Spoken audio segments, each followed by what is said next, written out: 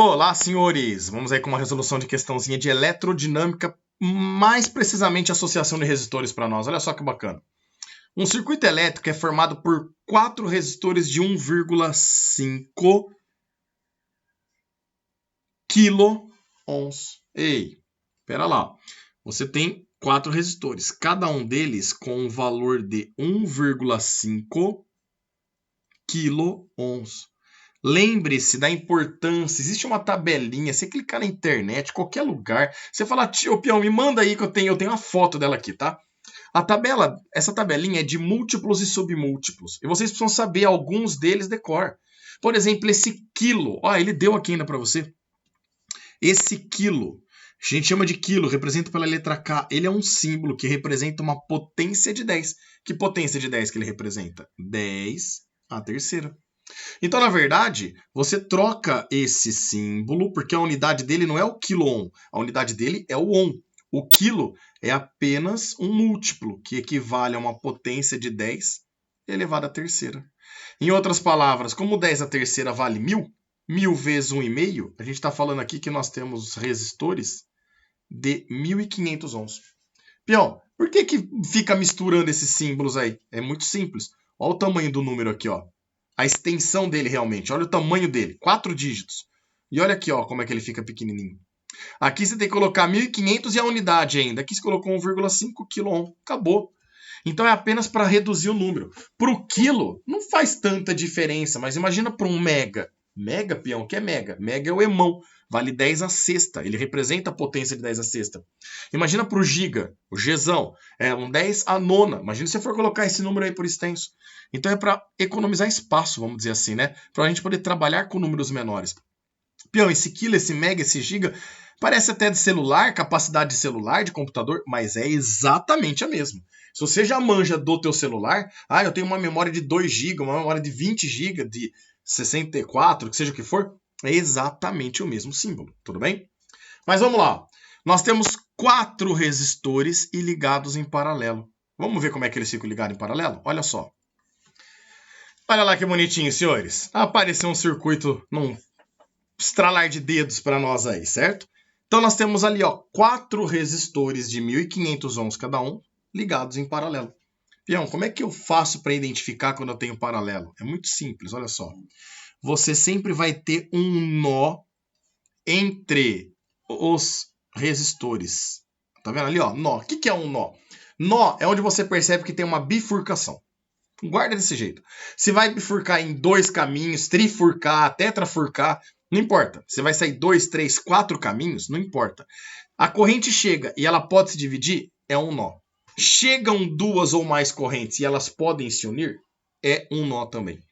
Então, toda vez que você tiver nós entre os resistores, é porque muito provavelmente ali você tem paralelo. Ué, Peão, por que provavelmente?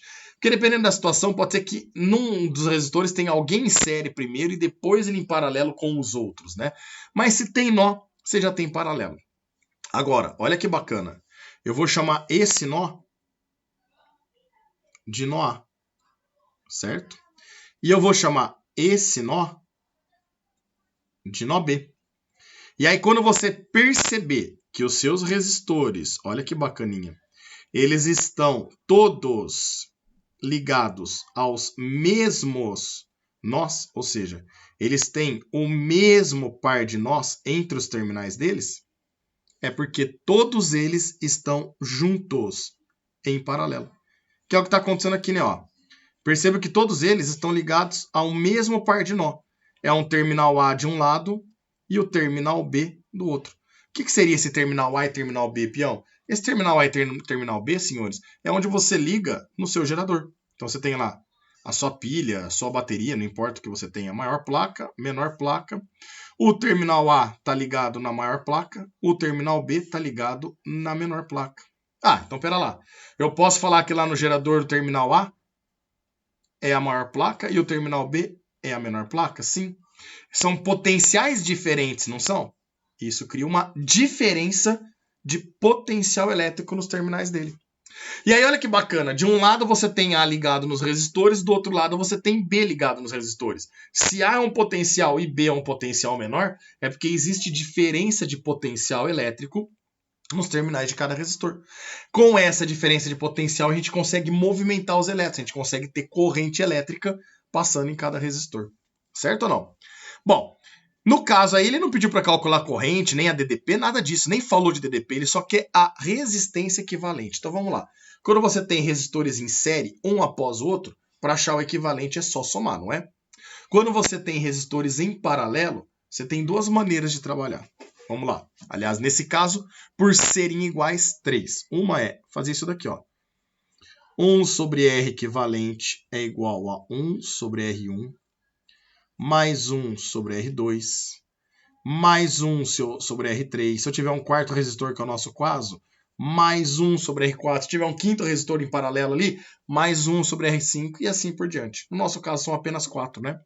Então, isso aqui vai ficar 1 sobre 1.500 mais 1 sobre 1.500 mais 1 sobre 1.500 e mais 1 sobre 1.500. Certo ou não?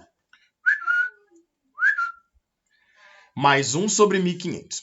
Bom, agora como fazer essa conta, peão? Bom, para fazer essa conta, senhores, vocês têm algumas maneiras de trabalhar, tá? Uma delas é, olha só, você tem esse trambolho 1, 2, 3, 4 vezes aparecendo aqui, né? Então você poderia colocar 4 vezes 1 sobre 1.500. Pronto. Ou pode fazer diferente. Eu vou fazer diferente para vocês, tá? Olha só. Já não está todo mundo com um denominador comum entre eles? Então vou colocar aqui, ó, 1.500 é o denominador comum. E em cima vai ficar 1, mais 1, mais 1 e mais 1. Isso daqui vai dar um total em cima, né? De 4 dividido por 1.500. E agora o que a gente vai fazer? Multiplicar em cruz. Então vai ficar R equivalente vezes 4, que fica 4 vezes R equivalente, igual a 1 vezes 1.500, que fica 1.500. O 4 que está multiplicando passa dividindo. E aí você vai ficar 1.500 dividido por 4. A gente descobre que esse R equivalente vai dar 375 ohms. Acabou. É dessa forma que a gente vai calcular o R equivalente numa associação em paralelo. Peão, tem outro jeito? Tem outras duas maneiras. Uma delas eu vou pular. Eu vou comentar, mas vou pular porque dá bastante trabalho, tá? Mas pode fazer. Existe uma relação que é assim. A gente fala que para se calcular o R equivalente também quando está ligado em paralelo, é fazer o produto pela soma. É chamado produto pela soma, né? Só que esse daqui, senhores, só dá para fazer para 2 resistores. Peão, não dá para colocar ali R1 vezes R2 vezes R3 sobre R1 mais R2. Não dá. Dá para fazer isso, mas é uma média ponderada. Você vai começar a ficar com 3 termos. Se tiver 4, com 5 termos, vai complicar demais. Então tem que ser de 2 em 2 apenas. Peão, mas eu tenho 4. O que eu vou ter que fazer? Pega e trabalha com os 2 primeiros. Acha um equivalente entre eles. Pega e trabalha com os 2 de baixo. Acha um equivalente entre eles. Aí depois esse com o de baixo, você faz outro equivalente. Então você vai ter que fazer 3 vezes aquela conta, tá? Pode brincar aí, fica a teu critério. Mas tem um caso particular que é quando você tem resistores iguais. Quando você tem resistores iguais, de mesmo valor e em paralelo, aí você pode fazer isso daqui, ó. O R equivalente é o valor da resistência deles, já que eles são iguais, dividido pelo número de iguais. Querem ver? O R equivalente vale 1.500. O R equivalente, perdão. O R, o valor de cada um deles, vale 1.500. E quantos iguais eu tenho lá? 4. Olha, essa conta é o que a gente fez aqui, ó.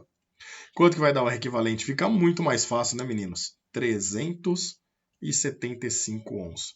Então, eu percebo que tem 3 formas de vocês trabalharem quando os resistores são iguais.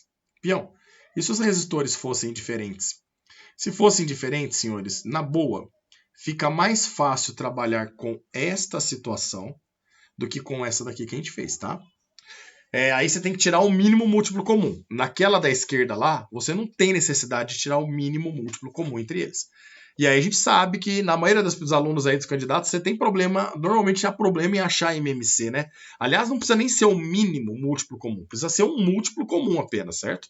Não tem necessidade de ser o mínimo. A gente pega um mínimo, porque por ser menor, a nossa conta fica menor. Fica um pouquinho menos difícil de fazer.